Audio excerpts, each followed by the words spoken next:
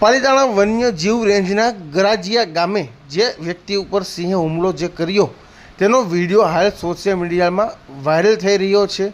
તેને લઈને ફોરેસ્ટ અધિકારી ડીજી ગઢવીએ શું કહ્યું સાંભળો। ડીજી ગઢવી, મદદનીશ વન સંરક્ષક શ્રી, શેત્રુંજી, વન્યજીવ વિભાગ, પાલીતાણા।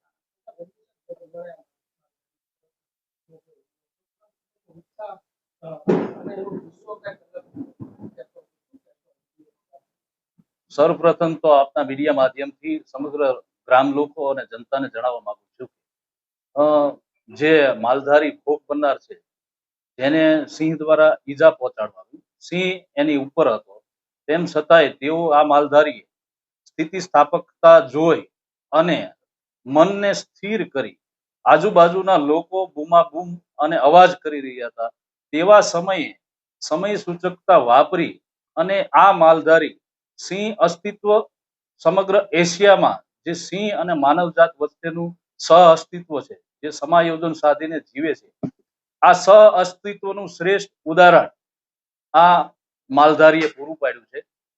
આવી પરિસ્થિતિમાં પણ તેમણે એવું વિચાર્યું કે લોકો બૂમાબૂમ કરી રહ્યા છે ત્યારે આ વન્ય પ્રાણીથી બચવા માટે મારે ખરેખર શું કરવું જોઈએ। ત્યારે એને મનમાં એવો વિચાર આવ્યો કે સિંહ એની ઉપર હોવા છતાં તેમણે એના હાથ વડે સિંહના ગાલ ઉપર હાથ ફેરવ્યો અને સિંહ એને બીજું વધારે કોઈ પણ જાતનું નુકસાન કર્યા વગર વન્ય પ્રાણી સિંહ તેમને એમને એમ છોડી અને જગ્યા છોડી અને જતો રહે।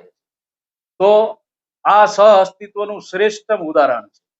તેમને ઈજા થઈ છે એનું અમને ખૂબ જ દુઃખ છે, પરંતુ તેમની આ દિલેરી અને તેમની આ જીગરને વન વિભાગ બિરદાવે છે કે આવા સમયે એમણે સ્થિર રહી અને વન્ય પ્રાણીની વર્તણૂકને સમજી અને આ પગલું ભર્યું, જેથી તેમના જીવનો બચાવ થયો અને વધુ નુકસાન થતા અટક્યું।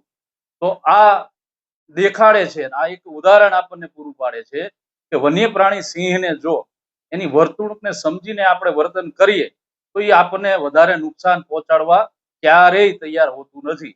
જેથી કરીને સમગ્ર જનતાને મારી અપીલ છે કે વન્ય પ્રાણી જ્યારે પણ આપણી વસાહતમાં માનવ રહેણાંકી વિસ્તારમાં આવી ચડે ત્યારે એકદમ શાંતિથી સ્થિર રહી અને એ વન્ય પ્રાણી છે, વન્ય પ્રાણીની મર્યાદા અને આપણી મર્યાદા બંનેની મર્યાદા જળવાય અને જાનમાલનું નુકસાન ન થાય તે રીતે વર્તન કરવું ખૂબ જ જરૂરી છે। જય હિન્દ, જય ભારત।